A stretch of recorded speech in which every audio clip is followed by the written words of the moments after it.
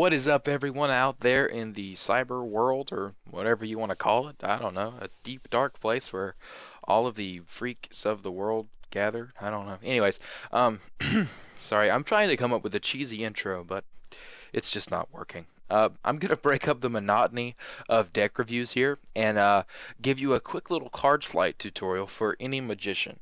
This is something that is essential, but it's very simple, very easy to do.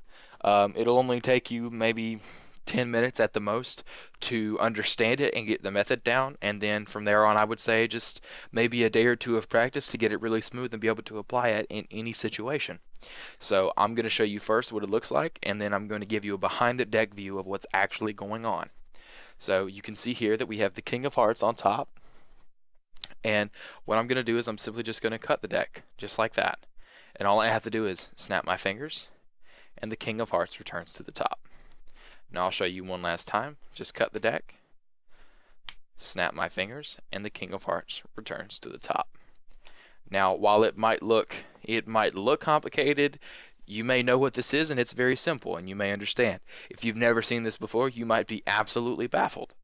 But stay tuned, because I'm going to give you this behind the deck view, and I promise as soon as you see it, you're going to be baffled and amazed at how simple this card slide is, and then when you start using it for yourself, you are going to absolutely fall in love with this, and I promise you will use it all the time, because it is that practical. So this is called the slip cut, specifically the back slip cut. And yeah, stay tuned. Real quick, I'm going to switch to a behind the deck view, and I'll show you how it's done. Okay, so here is the behind the deck view of the back slip cut and how it works. So as I showed you, we have the King of Hearts here, and it's on top, obviously. So what you do is you're going to pry off about half the deck as if you were going to cut the deck, just like that. Okay, you're going to pry off about half, just like this, about half or so. And instead of holding the deck in your kind of standard mechanics grip where you would maybe cut it like that, and your fingers are on one side, you're going to hold it with your thumb kind of pushing the deck up like that, okay? So in your elevated mechanics grip, I suppose you would call it. But this is going to sound kind of weird until you really hold the deck and you really see what I'm talking about. You're going to hold it elevated like this, but you're not going to hold the deck where it's necessarily level.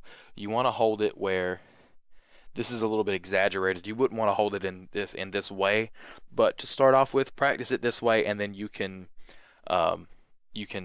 increase how much this side of the deck is, like as far as the distance from your palm, I guess you would say. But basically, you want to hold it in such a way that you can take your pinky, ring, and middle finger and contact the top card of the deck. Okay, so you want to be able to grab onto that top card and contact it with these three fingers. And when you pry off half the deck, what's going to happen is you're going to pry it off almost into that grip where you're contacting it. And you're just going to contact the top card and peel it, maintain pressure on it, a light amount of pressure, but enough to maintain it, to peel it off that half pack that you're cutting. So you peel it off as you go, just like that, and then drop that pack behind, okay? And that will maintain the King of Hearts. So once again, I'll show you really quickly. Peel off about half, contact it with these three fingers. Now, like I said, to start off with, you might want to hold it a little bit exaggerated. Okay, that's a very exaggerated amount. You don't want your fingers sticking out this bad. Unless you're just really not good at this. This is not something that will stick out drastically to a spectator, but if you have a spectator who's a little bit savvy about magic and sleight of hand, or even is just above average intelligence, they may notice something. They may just get some sort of hunch, and you really want to avoid giving your spectator any clue, if at all possible. So in most cases, I don't think that holding the deck in such a way like this would be a huge deal, as long as, I mean, because you're doing it pretty quickly. This hand here is going to cover these fingers up anyway. But yeah, it's not something you really want to worry about, but you want to practice doing it with the least amount. Like I usually do mine with about this amount, this amount of my fingers, just like so, and it helps me kind of kick the bottom packet back. And that's something I'll cover really quickly here as well. So you pry off about half of it. You get your contact with your fingers and peel it off. And as you're peeling it off, you're pushing forward a bit with your thumb, and you're tilting your hand just a bit so gravity can kind of take its course and cause this packet to flop over onto that top card. So altogether it looks kind of like that, and it's a really smooth transition, and that top card is maintained. So the way you can kind of apply this is before you do a trick, you note the top card, in this case the King of Hearts, obviously. You note it, know what it is, but don't show them. And if you want to do some more convincing shuffles like a Riffle Shuffle, you can just take the deck and shuffle the two halves together. I really don't want to Riffle Shuffle these, but you can shuffle the two halves together and just ensure that your King of Hearts lands on top. So it looks like a pretty convincing shuffle. And they don't know that you already know what the top card is, but you still know it, the King of Hearts. I want to get it where I flip it correctly. And you just say, okay, well, let's give the deck a couple cuts here. Cut it once, twice. Oops, sorry. If you drop one, you just say, oh, sorry, didn't mean to drop those. Haha, stick them back in the deck somewhere. Make it look more legit. Give it a couple more cuts, just like so.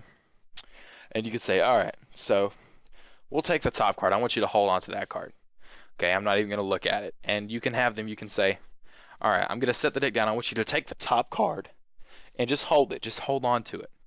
Now, I shuffled the deck. There's no way I can know what the card is, blah, blah, blah, and you come up with some sort of weird way that you can guess it. So there's you a quick little application, a quick little explanation for a very essential card sleight that every magician needs to know. Thank you guys for watching, and I will see you in the next deck review, which I will probably be posting Tuesday. So thank you guys for watching. Please, please, please, please, please remember to subscribe. Watch my deck reviews. I've reviewed some of the coolest decks that I think are out there, some of the coolest decks that I own, and some of my favorite decks thus far. So please remember to go check out some of my other deck reviews.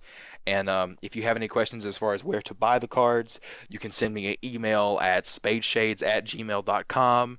Send me a message on YouTube, Instagram, Twitter. I'm everywhere. So yeah, thank you guys for watching. I will see you next time.